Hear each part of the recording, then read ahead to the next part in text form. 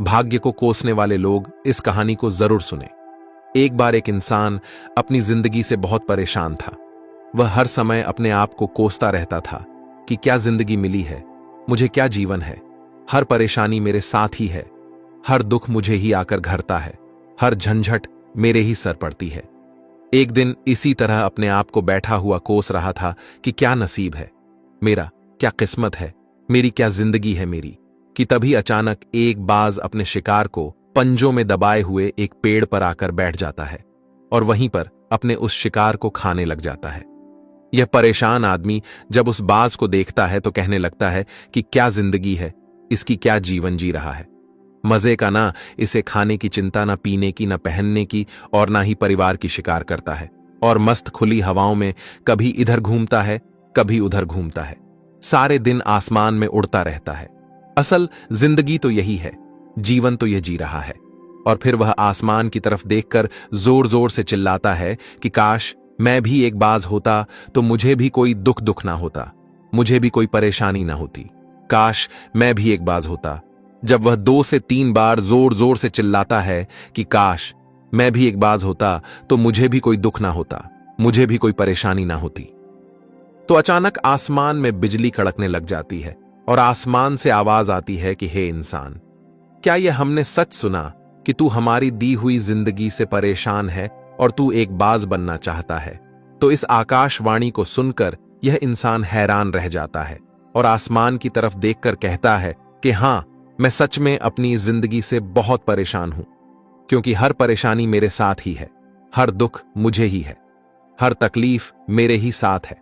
तो आसमान से फिर आवाज आती है कि हे इंसान, एक बार फिर सोच ले, हमने तुझे बड़ी प्यारी जिंदगी दी है, लेकिन अगर फिर भी तू चाहता है कि हम तुझे बाज बना दें तो हम तुझे बाज बना देंगे, लेकिन अगर एक बार हमने तुझे बाज बना दिया तो फिर हम तुझे बाज से इंसान दोबारा नहीं बनाएंगे। तो यह आदमी तुरंत जवाब देता है कि मैंने अच्छी तरह से सोच लिया है कि मुझे बाज ही बनना है, और एक बार बाज बनने के बाद मैं दोबारा कभी नहीं कहूंगा कि मुझे इंसान बनना है। तभी ऊपर से आवाज आती है कि जैसे तुम्हारी इच्छा, और वह इंसान बाज बन जाता है। बाज बनते ही वह इंसान खुली हवाओं में उड़ने लगता है, कभी उड़ता हुआ इधर चला जाता है, कभी उड़ता हुआ उधर चला जाता है, और सोचता है क्या मजे की जिंदगी है।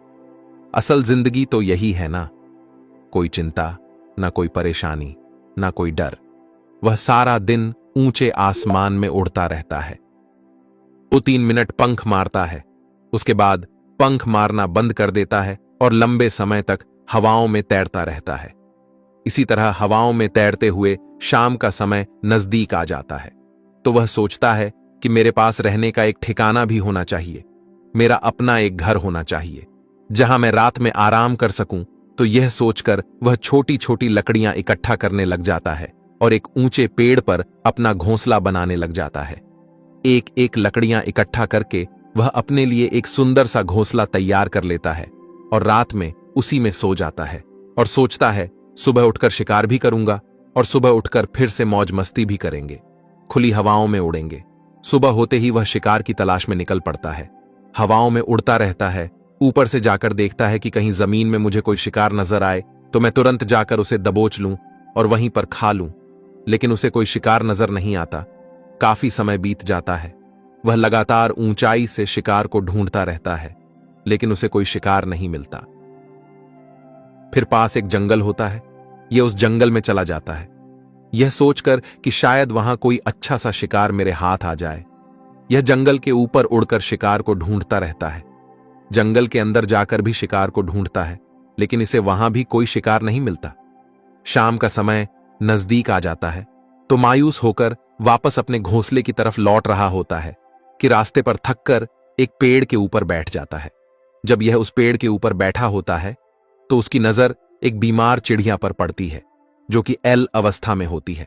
यह तुरंत जाकर उसे दबोच लेता है, उसके पंख निकालकर अलग कर देता है और उसे खा जाता है।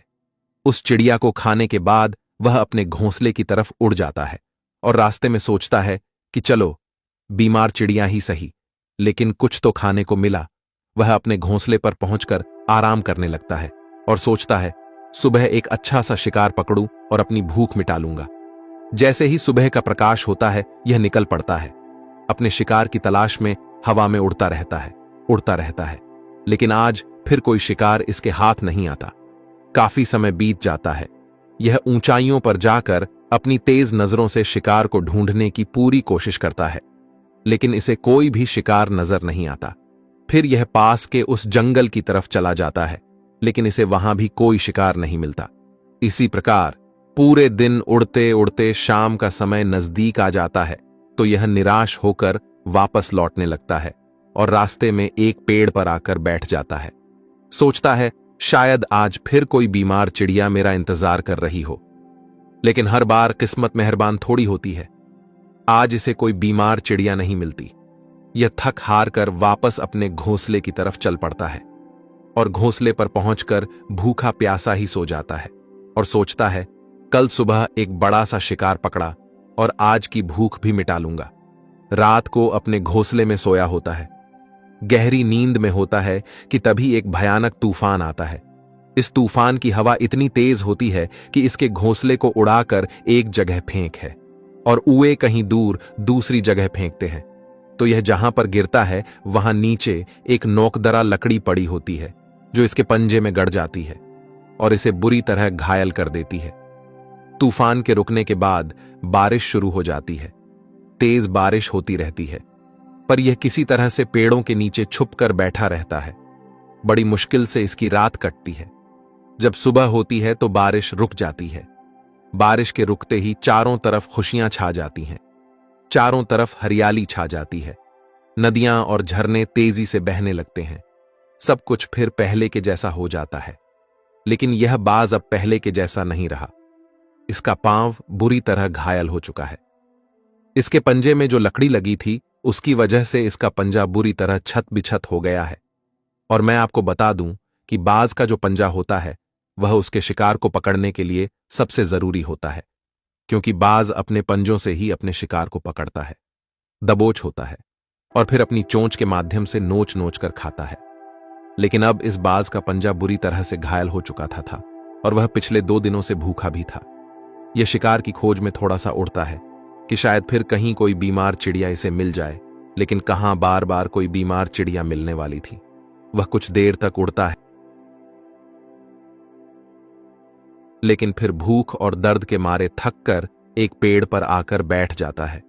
वह पेड़ पर आकर बैठ तो जाता है, लेकिन उसे पता नहीं था कि यहां एक और मुसीबत उसका इंतजार कर रही है। और वह मुसीबत यह थी कि 8-10 कौओं का एक झुंड मिलकर इसे परेशान करने लग जाते हैं। इसके ऊपर आकर इसके घाव में चोंच मारने लग जाते हैं। उन्हें भी पता चल जाता है कि यह बाज घायल है और भूख की वजह से कमजोर भी है। यह बाज उनसे बचने के लिए थोड़ा सा उड़ता है और फिर जाकर बैठ जाता है। उनसे पीछा छुड़ाने का प्रयास करता है, लेकिन वह फिर इसके पीछे आ जाते हैं तो यह फिर उड़कर थोड़ी दूर चला जाता है, लेकिन वह इसका पीछा नहीं छोड़ते और बार बार इसके पास आकर इसे परेशान करते हैं। कौवे अक्सर बाज के साथ ऐसा करते हैं, लेकिन फिर बाज भी उनके साथ एक खेल खेलता है। जब कौओं का झुंड बाज को परेशान करता है और उनका पीछा नहीं छोड़ता तो बाज हवा में सीधी उड़ान भरने लग जाता है।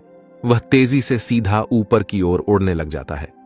कौवे भी उसके पीछे उड़ते हैं, लेकिन कुछ देर तक उड़ने के बाद कौवे ऐसी ऊंचाई पर पहुंच जाते हैं जहां पर उन्हें ठीक से ऑक्सीजन मिलनी बंद हो जाती है।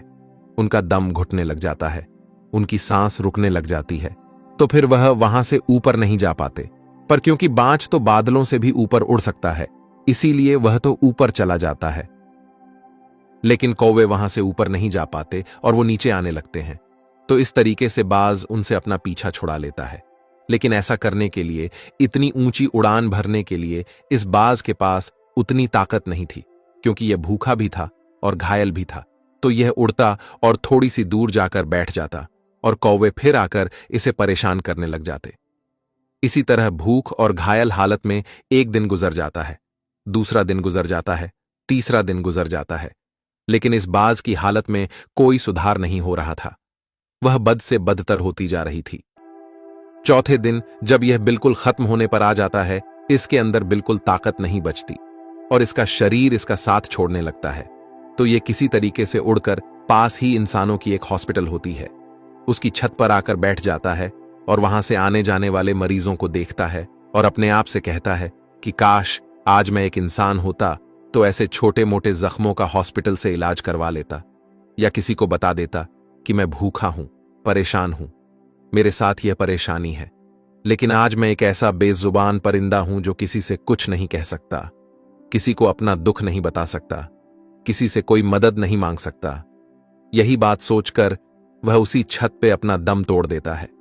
वह अपनी जान की कुर्बानी तो दे जाता है, लेकिन साथ ही साथ हमें यह सीख भी दे जाता है कि आपको जैसा बनाया गया है, आप जैसे भी हो उसी में खुश रहो और उसी में बेहतर करने की कोशिश करते रहो, ना कि इस बात से परेशान रहो कि काश मैं ऐसा होता, काश मैं वैसा होता, काश मैं यह बन जाऊं।